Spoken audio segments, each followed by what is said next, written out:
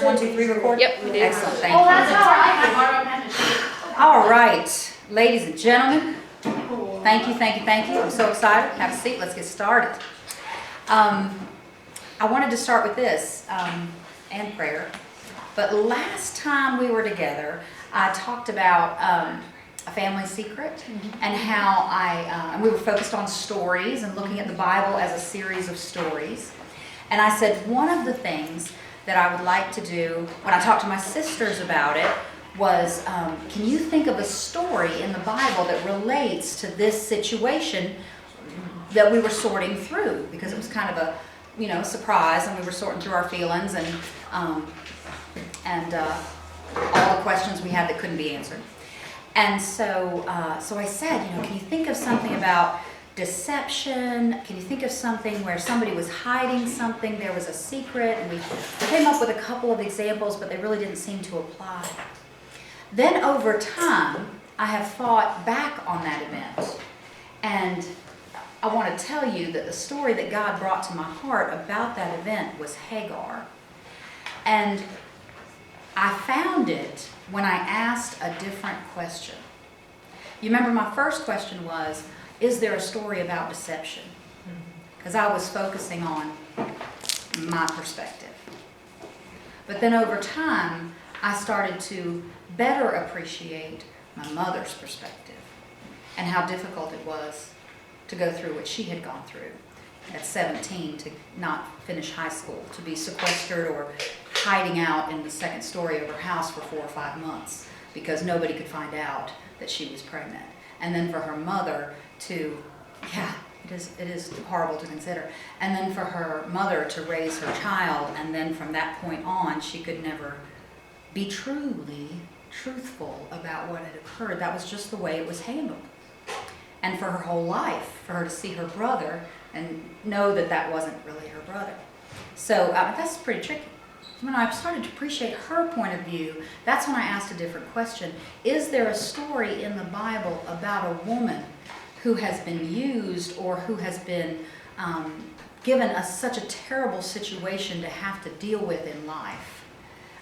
When I started to empathize with my mom, I found a story, and that was the story of Hagar, who had no choice in life. Now, I grant you that my mother, she made a choice, I suppose you could say, but she wasn't choosing to be pregnant, she wasn't choosing to give up high school, and she wasn't choosing to, I hate to say burden, but you know what I'm saying, to take the responsibility of a child and give it to her parents.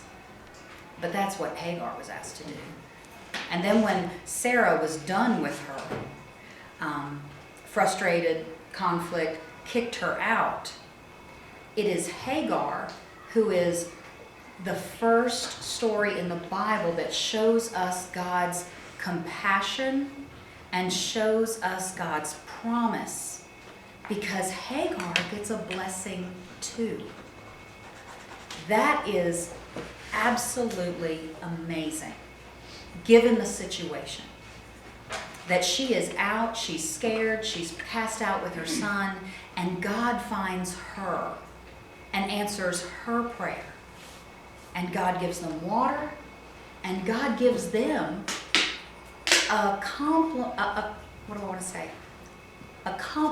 comparable blessing that he gives to Abraham and Isaac. He says, your descendants will be as numerous as the sand is on the seashore. He gives them a comparable blessing that he gives to Isaac. It's absolutely amazing. And it shows his provision and his love, and he listens when you're hurting and you cry out to him. That's the story that I associate with Mom. It's no longer about me. It's about her. And I think it's cool that it was difficult for me to find a story that related to me, because that's not the way God wanted me to see it. There's a great, amazing story that relates to Mom, because she's the one who was hurting in the story. She's the one that went through the difficult time. I'm just now finding out about it. But she's the one that had to live her life in difficulty and internal strife. Incidentally, she found the Lord in 1974, which is a pretty late, she's about 40 or 45. And she devoured the Word. I mean, she didn't go to church, and I think part of that was because she didn't feel worthy, quite frankly. But I think she read that Bible, and I saw her highlight the books that she read in the Bible and books about the Bible, and she took it so seriously, and she would cry when she talked about the forgiveness of God. And I thought, wow, she's a very emotional person. But now I know the strength of her witness and why she cried about the forgiveness of God and how much she loved her mom. So I thought that was a good place to start today, because I feel like that's what we're doing. We're looking at these stories, not for entertainment. We're looking at these stories so that we can apply them to our lives and to the lives of other people, and so that we can share about God by sharing these stories, because that's the model of the New Testament. That's the model of the Bible itself. So let's start with prayer and we'll get started. Thanks. Dear Lord Jesus, I thank you so much for this time and for the efforts of these folks to read and to study your word and to learn more about it.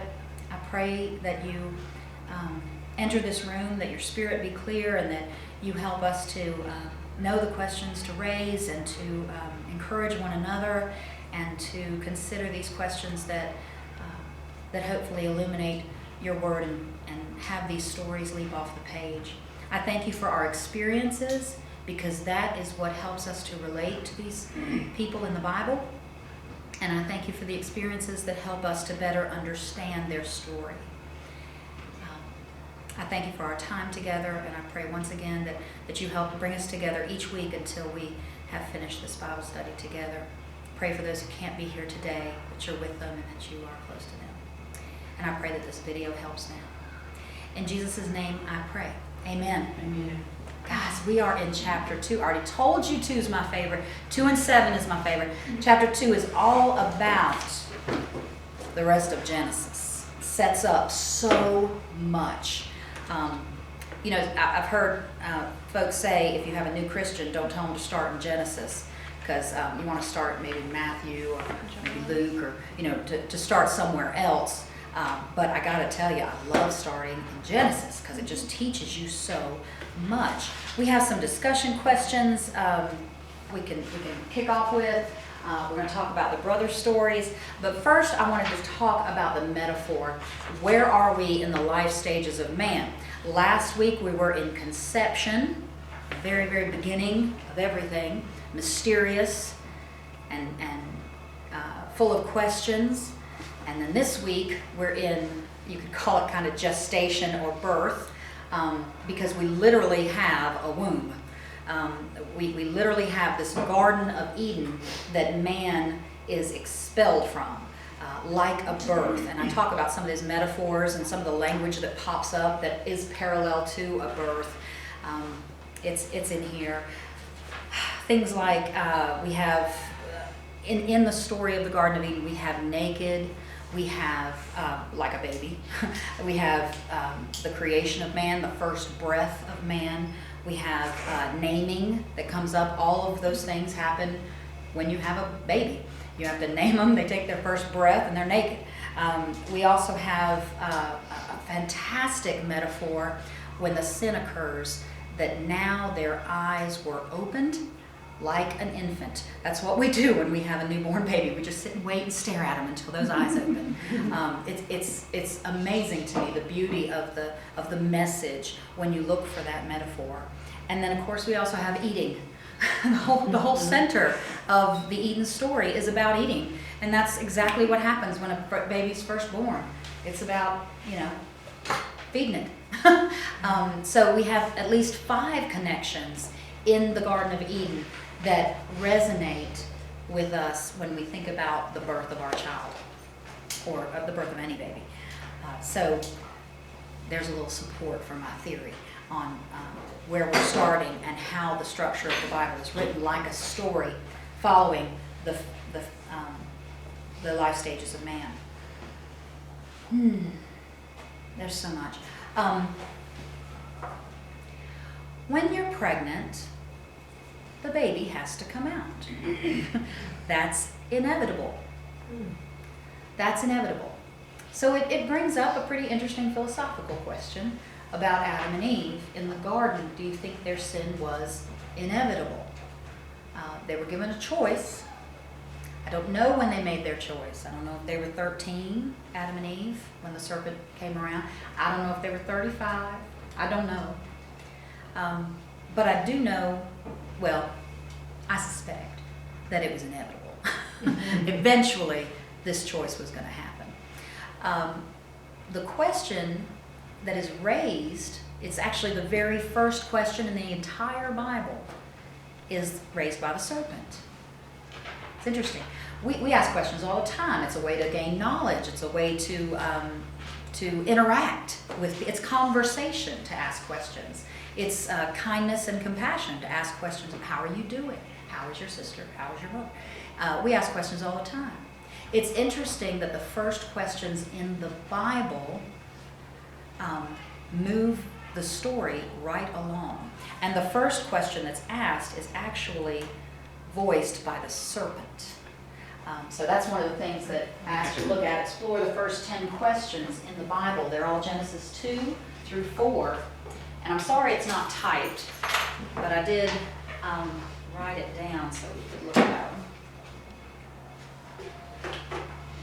The first question posed in the Bible is from the serpent.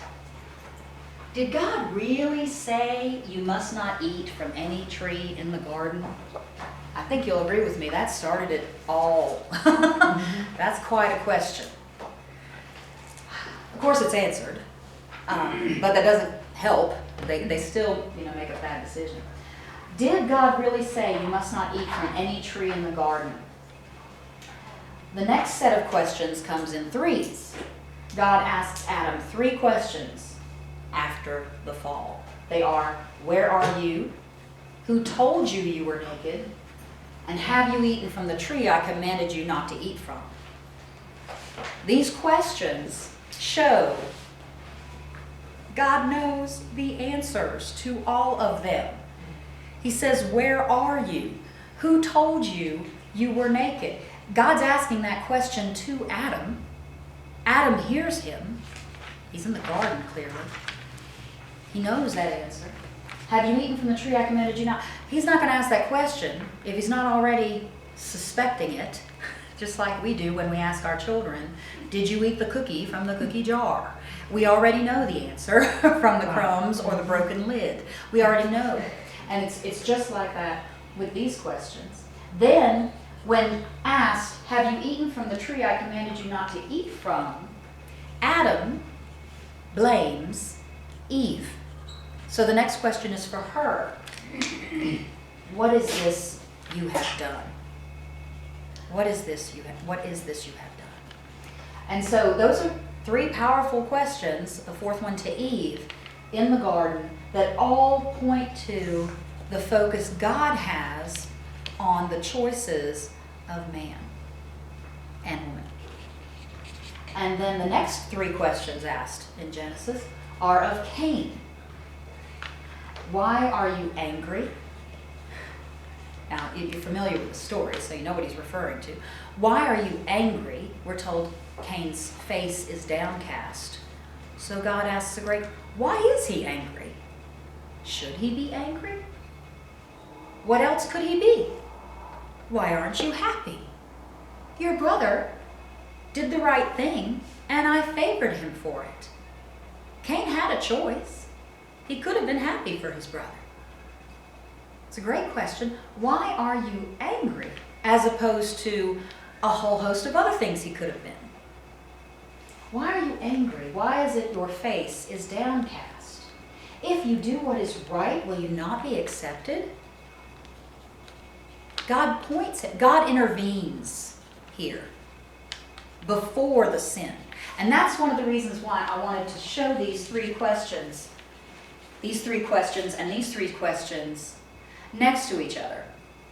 Because there are 3 questions and 3 questions, both about sin. They remind us of each other, but there's a development. It's a repetition. It's very quick. It's, just 2 chapters away from each other. It's very quick. And so you ask yourself, well, what's this mean? Why is this reminding me of the last time 3 questions were asked? Well, look at the difference. Look at the difference between them. The serpent starts a problem. They sin, Adam and Eve make bad choices. God asks Adam these 3 questions after the sin has been committed. One question that's not asked is, where's God in the first story?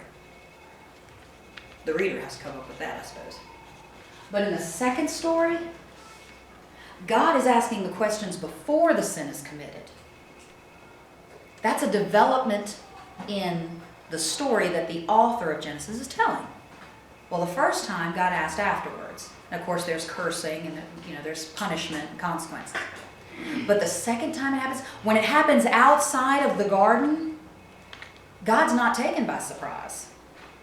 He tries to intervene. Cain doesn't listen. In fact, God tries to point him in the direction of what's good and right and true. He asks him, he says, why is your face down? Why are you angry? Hoping he understands that there are other options. And then he says, if you do what is right, he tells him this, if you do what is right, will you not be accepted? That's a powerful question. Look, your brother did what was right.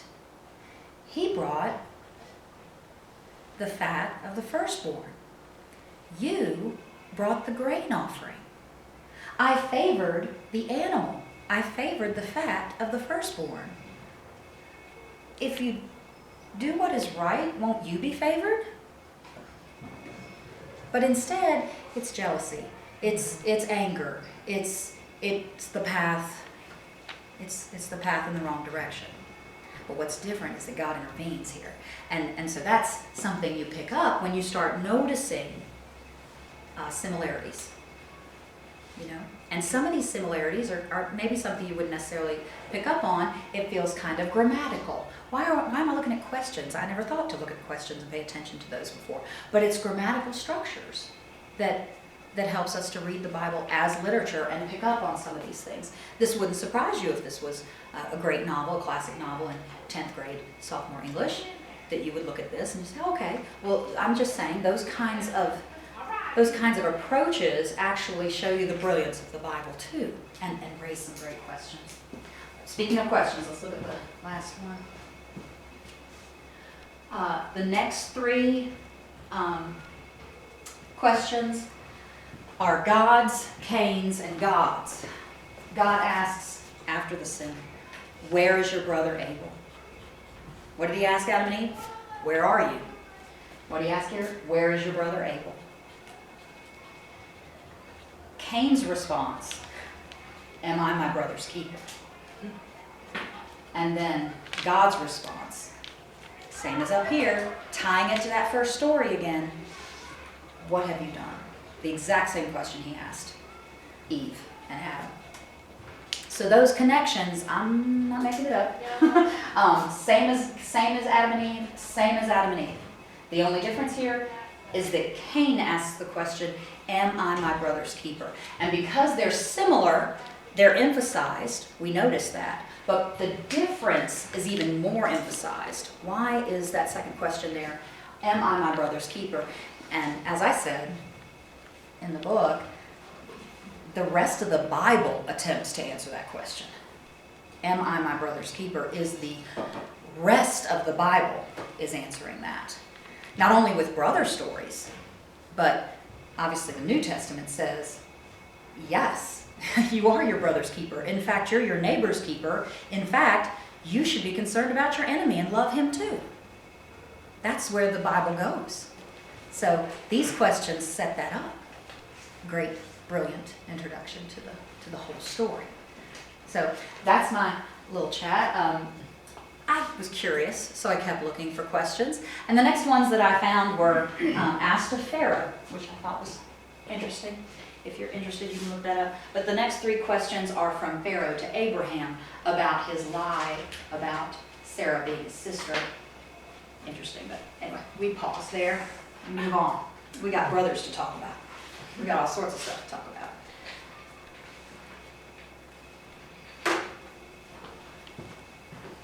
Okay. Is that going to go away? Sure. All right.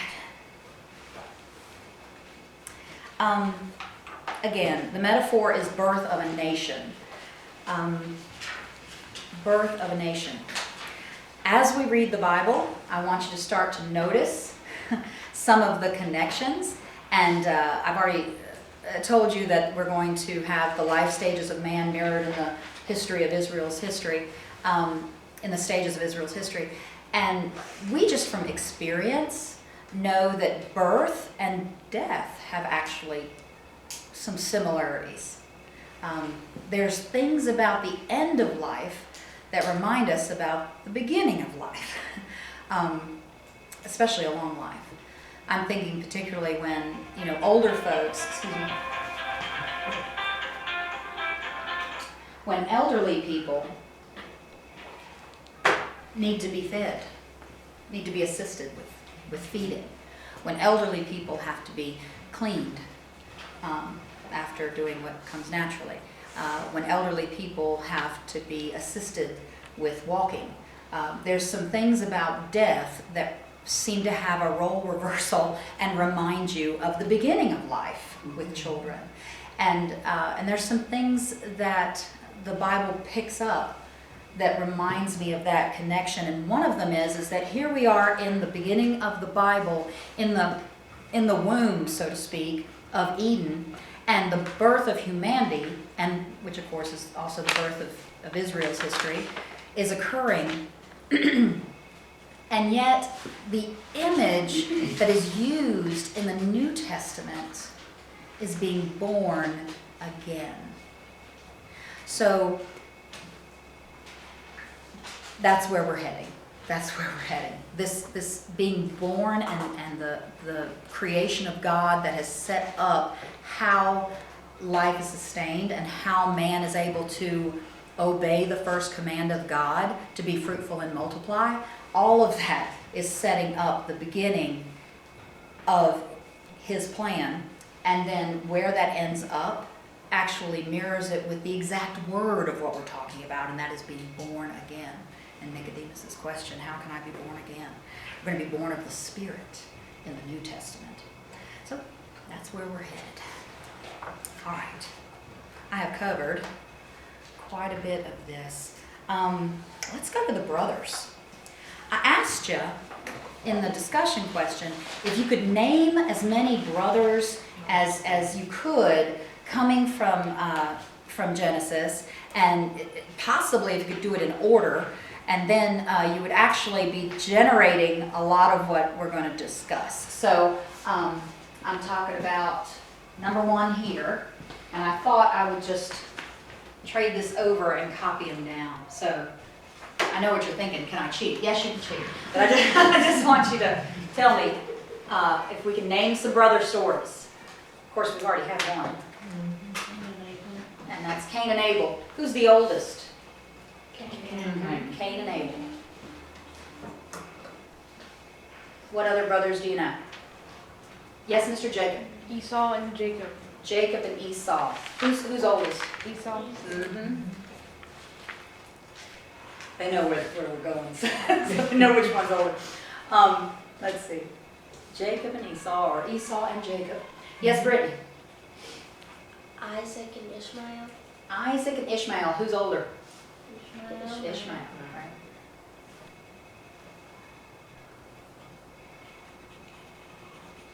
Okay. What other brothers do we have? Joseph and his brothers. Yeah, we got Joseph and his brothers. So we have the 12 sons of Jacob. And of course, that's Joseph's story. We'll get more into that next week. Uh-huh. There's Noah's sons. Yep, we have Noah's sons. That comes in over here. Their birth order, let me just tell you. If I could be sure about their birth order, it would make me so very happy. But it is an issue of debate. But Noah's sons, we are told their names. Do you want to read the birth order that I think I settled on in the book, although it is very debatable? Shem, Ham, and Japheth. Shem, Ham, Yes. and Japheth. Japheth. Shem is the father of Cain. no, Ham's the father of Cain. Ham is. Yeah. Shem is the Shemites, where we get the Semites, like the anti-Semite. So Shem is the Jews, basically, the ancestor of the Jews. And Japheth, his people, according to tradition, fill in Asia, basically. They're the Asians on the earth. So anyway, so yeah, we have these three brothers. Like I said, I would love for it to follow my system, but it may be an exception for some other reason, I don't know. But we have three brothers there. The birth order is uncertain, but we do know that Ham is the one that's cursed. We know that. And Shem is the one that's favored. That's for sure. So I personally would like Ham to be older than Shem, because it would suit my pattern that we, well, it's not my pattern, but the pattern in the Bible. But I don't know that for sure. Any others? Yep. They're Joseph's sons, Manasseh and Oh, Ephraim. nice for you. Okay, so Joseph has two boys at the end of Genesis, and they are Manasseh and Ephraim, or Ephraim and Manasseh. Which one's older? I think it's That's Manasseh, because Manasseh. Yeah. Manasseh. Ephraim is the favored one, so he's last. Okay, so that's where I'm going, of course, is who's favored. Okay, Abel's favored. Noah's son, we know that Shem is favored. Isaac is the favored one of those two. Jacob is the favored one, even though that story makes it very clear he does not deserve it. 12 sons of Jacob. Who is favored? There's clearly a favoring of Joseph. Who else might be favored? Yeah, go ahead, Miss David and his brothers. David and his brother. Oh, you want to scoot down to David and his brothers? Okay, I like that. Yeah, we have David later on. He is the 7th son of 7, and he is the favored one. So yes, it does continue even with David. But at any rate, Manasseh and Ephraim. Ephraim is the favored one. Ephraim is used in the Old Testament a lot to refer to the remnant of God's people. But there's somebody else. Yeah, Benjamin was favored. you like Benjamin too? Benjamin. Saul came from the tribe of Benjamin. The first king of Israel came from Benjamin, so he's favored too in that way. Those are the last two sons of Jacob. And I would also include Judah. Judah is favored. It is Judah who is the last tribe that survives and for whom the Jews are named. And he undergoes a great transformation. So again, we'll be talking about that next week. But anyway, you start to see the pattern with the favored one is, can I say it? Never, except maybe Noah. I don't know about Noah. But it's never the firstborn. And yet, with man, it's always the firstborn. We even know from the Bible that the firstborn child gets a double portion. If there's 4 kids and the parents die, then the firstborn gets double. And then everybody else splits the rest. Right? So not only are they favored in the inheritance, but they get the blessing. You know the story of Jacob and Esau. They get the blessing. They get the birthright. They are favored by man. It is interesting that God, not just a couple of times, but every single time we have the detail of the story, he is favoring the younger. And what is that about? Well, it starts the contrast of God and man. Man does this, God does that. Man favors the firstborn, God favors either the youngest or close to the youngest. Man looks at the outward appearance, God looks at the heart. That comes straight from Samuel as one of our memory verses. So I think it's, what was it, 16:7 or 17:6? Anyway, it's this contrast that follows the rest of the Bible of God and man. And Jesus puts those together, right? But this contrast in the Old Testament is about those two, and we get that with this favoring. And then one of the things that I ask my students, and I can ask you too, is raise your hand if you're the oldest in your family. Look at everybody. This is what I get. And I say, raise your hand if you're the youngest in your family. And everybody's like, yeah. They're either like, yes, or they're like, wait a minute, I've got a bum rap because I'm not favored. But you do know how that is. We know enough about experience because the Bible does invite us to bring our experience to the pages. We know enough about being the baby in the family to know that man doesn't see it that way. The older ones are jealous of the younger ones, and that happens in every single one of these stories. They're jealous because the younger one is favored by God. But we're careful to point out, lest you babies, myself included, get a big head. We're quick to point out that favored may not mean exactly what you think it means. It doesn't mean that you get the big inheritance. It doesn't mean that you get a big birthday cake, presents, prizes, trips, boats, and cars. What favored means is that you are uniquely gifted by God to do His will. And let me just tell you, it ain't fun. Case in point, Jesus. Case in point, Jacob. Or how about Isaac? Who wants to go up a mountain carrying your own wood for your own sacrifice? He's favored. But in a sense, he's you could argue abused. I mean, he's given a rough life there. And I would say the same of Joseph. He was almost killed, left for dead in a pit. And then he went in prison twice. Yes, he ended up in the palace only because of God, only because of his faith and faithfulness. But that's not what I would consider, woohoo, favored. He was uniquely equipped to carry out the will of God, uniquely used by God to do His will and work on this earth. And that is a hard road to hoe for every single one of them. And that's why most of them, maybe all of them, well, not Abel, but why the rest of them have a huge transformation they have to go through. Joseph starts off, I shouldn't start Joseph, that's next week. Let me get another one.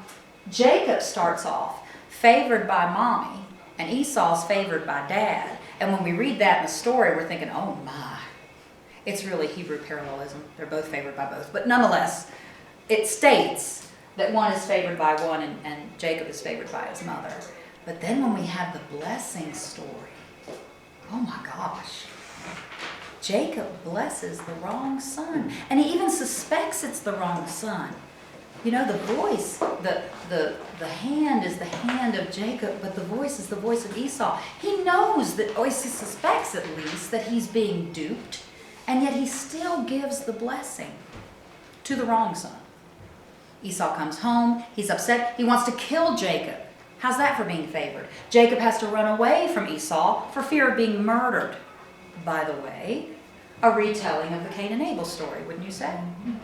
Yes, but brilliantly retold, because this time we know enough about Jacob that Jacob has a change of heart, a transformation, a development in the Cain and Abel story. See, the Cain and Abel story, there was no transformation. There was no opportunity for transformation. I mean, Abel was dead. Cain couldn't change it. And when we look at Cain's life and who he was when he is cursed, oh God, please forgive me. I'm so sorry. No, none of that. Cain's response when he is cursed is, oh God, my punishment is too great. I'll be killed out there. And we're all thinking, well, yeah, you deserve it. How could you even say such a thing? Yeah, you deserve to be, killed immediately by a bolt of lightning. Why is he even still around? We're wondering. But he's given grace by God, by the way. In his cursing, he's been given grace because he's not killed. He's allowed to live. In fact, he's allowed to have children. He's allowed to marry. And of course, foolishly, we get all hung up on who did he marry and why. I mean, that's so not the point. The point is that he's allowed to marry and have children and follow the plan of God. Go, be fruitful and multiply. He's allowed to go do that. Even though he was so not remorseful, so immature, so self-centered. So with Cain and Abel, Abel is really an innocent. I mean, we have nothing to base any sort of understanding of who Abel is. Apparently that wasn't the point. The point is that Cain deserved death and he didn't get it. God let him live. And this hasn't been lost on me either, the connection with my mother, but and the idea that when Abel is killed, as sad as that is, terribly sad and wrong and unjust, that God gives Adam and Eve another son. That's Seth, right? And as the story continues and we learn about Noah, we learn we are not descendant from Cain. That's an important blessing from God. We are not descendant from Cain. We're descendant from Seth. My great-great-great-great-great-great-great-great-great-great-great-great-great-granddad is not Cain. It's Seth. It's God's will. Now Cain's people, they were a mess. They became wicked and violent, and there's the story of Noah. But Noah's descendant from Seth. And since you have been so very kind to, how shall I say, endure my story, I will share this. My mother had this child, as you know, when she was 17. What I haven't told you is that less than 2 years earlier, her younger brother died of brain cancer. He was 12. So my Nana, dealing with her own grief over the loss of her 12-year-old son to brain cancer, had an unfortunate situation. She now had to raise another child. But I'm here to tell you, my Nana was the sweetest, kindest woman I've ever known. My father called her a saint. Not too many mother-in-laws are described that way, which is another reason why I think he knew. But at any rate, called her a saint. She raised this baby with nothing but love and affection. But my point is this, is that I relate to this story that way because I think about Eve. She lost Abel, but she was given Seth. There was a place for her love, and that void, it's not about substitution really, it's about filling a void, and that baby allowed that to happen. So when I look for a story to help me understand Mom, they're all over the place in the Bible. When I look for a story to help understand my self-centered or upset or whatever I was going through, they weren't as clear. But I could certainly relate to, Mom, that's where God wanted me to go. That's the power of these stories. That's why we need biblical literacy, so that we can understand these stories and use them. Okay, instead of keep going to that verse. By the way, I didn't put that verse up there. Instead of overusing the same 7 verses, we need to come back to the stories, right? Such good stuff. Okay, so thank you for that. We need to talk about covenant. Abraham is the beginning of Israel. Now, Israel, of course, comes from Jacob, and so Abraham is Jacob's granddad. But Abraham is the beginning of the covenant. There's many covenants in the Bible. There's a covenant with Noah. There's the promise with the rainbow that God would never destroy the earth again. But the first use of covenant is with Noah, to emphasize that. But it's not the first and only covenant. Typically when we think of covenant, what do we think of? What part of the Bible do we think of when we think about a covenant with man and God? What do you tend to think of? Yeah. The Ten Commandments. You tend to think of the Ten Commandments. And because that's a sort of an arrangement with God and his people, right? I'm going to give you the law, you follow the law, and then I will be with you forever and always, right? So that's kind of the covenant that we think of. But the covenant didn't start there. The first use of covenant is with Noah. And he's promising, he doesn't owe us a promise. He's promising man that he won't destroy the earth again with a flood. That's the first covenant. I want you to appreciate the fact, again, we talked about this, that a contract is between man and man. A covenant with God is not a contract. God doesn't have to even engage in any conversation with us at all if he didn't want to. He sets up an arrangement with man. Man can't set up such a thing with God. God gets down on man's level to set up these covenants, and the first one is with Noah. But they continue with Abraham. What's the sign of the covenant with Abraham? What do you remember about Abraham's covenant? God says, hey, Abraham, let me talk to you. I'm going to make a covenant with you. Yes, Miss Brittany? About how he was going to have a son. He promises, it begins with a promise. You will have as many descendants as the sand on the seashore. Yes. And remember, he's married to Sarah, who's barren, when he gets this promise, of course. What else? What does he have to do? We don't have the Ten Commandments yet. What does Abraham have to do to keep his end of the covenant?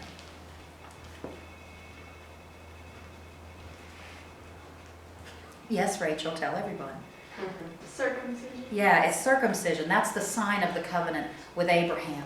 It is, we usually hear it focused that the covenant with Abraham is open to men only, and that is true. However, I do want to just pause for a second and consider that in ancient times, having a baby involved a man's seed, and a woman was thought to have been just the holder of the seed, an incubator of sorts. So circumcision, my students, of course, wig out with this once I tell them what it is. They kind of, what? He did what? But I want you to appreciate it's not a coincidence that the sign between God's covenant and Abraham has to do with his ability to have children, because that is the promise to Abraham. Yes, you're almost 100. Yes, your wife is barren, but the promise is going to be through you and your children. Now we're going to have you commit circumcision, and not only that, you're going to circumcise your children, who at that time was just Ishmael, by the way. So the first person outside of Abraham circumcised was Ishmael, and so you have this covenant with God and Abraham that will be for all time. But I want you to appreciate the faith, because the promise was not fulfilled for 500 years. I mean, that promised land didn't happen for 500 years later. And, pardon me, as you know, Isaac, the child between Sarah and Abraham, didn't come for probably at least 15 years. Because Ishmael is a young man when Isaac comes around. A very young man, but, a teenager, I guess. So that is a message of faith. Because God's promising it, but man has to wait on it. And what he does in the meantime matters. In the meantime, of course, is Hagar, the maidservant. We tend to give Abraham and Sarah especially a hard time on that. It does show their impatience. And by the way, consistent in all Bible stories is impatience. If you're looking for one sin in every Bible story, you could call it impatience. But it's true. They are impatient with the promise. They make their own way. But don't miss the fact that God is faithful to Ishmael. In part because Abraham loved Ishmael. That was his son of the promise, or so he believed, for 15 years. He loved Ishmael. He circumcised Ishmael. And because of that obedience, at least in part, God was good to Ishmael. And as you may know, the Nation of Islam is the descendants of Ishmael. So that promise has been fulfilled. That is a great many people that has been descended from, Ishmael. All right. Covenants, brothers, themes, so much. All right, now I'm picking and choosing, because I know my time is so short, too short. Let's see how far we got. You might be surprised. I want to talk a little bit about Babel, because next week we're going to pick up with Jacob and the 12 sons and hit Joseph, which is basically chapter 25 on in Genesis. There's 50 chapters in Genesis, so 25 is like right down the middle. So that'll get us Jacob and Esau and the brothers, which is a real development with the conflict of the brothers between every one of these sets of brothers, jealousy and conflict. Jacob and Esau and Joseph and his brothers bring that story right along to the idea of forgiveness, which is where we're going to go. But before we leave today, I just want to touch base on Babel. Because the Tower of Babel has always been interesting to me, and I've tried to figure it out. because it's a great example of understanding the surface of the story, and then where do you go underneath? Because it's just got to be more to it. I mean, it could just be a story of origin. It could just be explaining why all these different languages and people groups exist on the planet. I appreciate that. It could simply be a story of origin. That's the surface. But there's a lot of details there that don't need to be there if that's the case. For example, the men are building with mortar and bricks. Mortar and bricks is a pretty advanced technological idea. Mortar and bricks require that man create the bricks. They use molds or whatever. Mortar, obviously they have to create some sort of something that sticks and seals those bricks together. That's pretty technologically advanced. If you think about your walks through the museums, you know, in your childhood, and you think about sort of ancient men who discovered fire or whatever. I mean, mortar and bricks is a lot farther than a cave or a lean-to. So the fact that the Tower of Babel is built with what would be considered sort of technologically advanced equipment, you know, you can't just make a brick, you have to lift the brick. And then when you lift, we of course think about the pyramids of Egypt. That's there's a reason why that's one of the 7 wonders of the world, right? How did they lift these massive bricks? And yes, it's the backs of slave labor, but still, how did the slaves do that? It's quite fascinating to consider. The fact that the Tower of Babel gives us that piece of detail made me wonder, well, maybe it's something to do with technology. You know, I mean, at the time, but still technology. And in that story, you might notice that they want to stay together. You know, let's build this tower so we can reach God. And a lot of people play with that idea. You know, maybe we're not meant to reach God. Well, you and I know that they could build that tower for 10 years, they never going to reach God. So it's got to be more than that, in my opinion. So I'm thinking, okay, so they stayed together. Well, that is against the first covenant. The first commandment of God is to be fruitful and multiply. And when you read that after Noah, when it's repeated, be fruitful and multiply, it's specifically to spread out. When they get off the ark, they are commanded to be fruitful and multiply and spread. And so when the people want to stay together, that's in opposition of God's plan and direction. And so I say, okay, so they want to stay together, and instead of spreading out, they're going to do even worse. They're going to stay together so badly that they start going up. And so God says no. And when I apply it to technology, I think about something that my husband and I think about, and I'm sure you have too. If you have children with screens, I'm sure you've thought of it. If you have screens on your own, you know that we have knowledge before we have wisdom. And it's a problem. If you have more knowledge than you're able to handle, that is a problem. And if God cares about that problem, what would he do but confuse us so that we don't continue down that road of destruction? I don't know. That's worth like 45 cents. But I'm just sharing that with Babel. My point is that I use that as an example because you can know the surface story for 100 years. You can know the surface story for 20 years and never get anywhere if you don't try, if you don't dig into it and start thinking that everything in there is in there for a reason. Why is it bricks and mortar? What does that mean in an ancient civilization? Because Babel's right after Noah. It's ancient, right? So right after Noah, what does that mean? Could it be technology? And then when it specifically says that God wanted to confuse them, our God is not a God of confusion. What is that about? He must be going for something richer and deeper. And one thing I know that's consistent throughout the Bible is the search for wisdom. And those people apparently had one cart before the horse. They had their knowledge before their wisdom. I wanted to end with that. Would someone end us with prayer? Anybody want to volunteer a little prayer? I don't do this enough in my classroom. Y'all are a little shy. I will. Thank you so very much. Thank you, Lord, for bringing us together. Thank you for, once again, your beautiful story. for just developing it so beautifully, just so that we can learn more about you and grow in you. Just continue our wisdom, so that we can know all of you and know all about you, so that we can share with others. In your name we pray. Amen. Amen. Thank you, Nicole. Appreciate it. Thanks for everybody for coming. Okay, finishing up Genesis next week.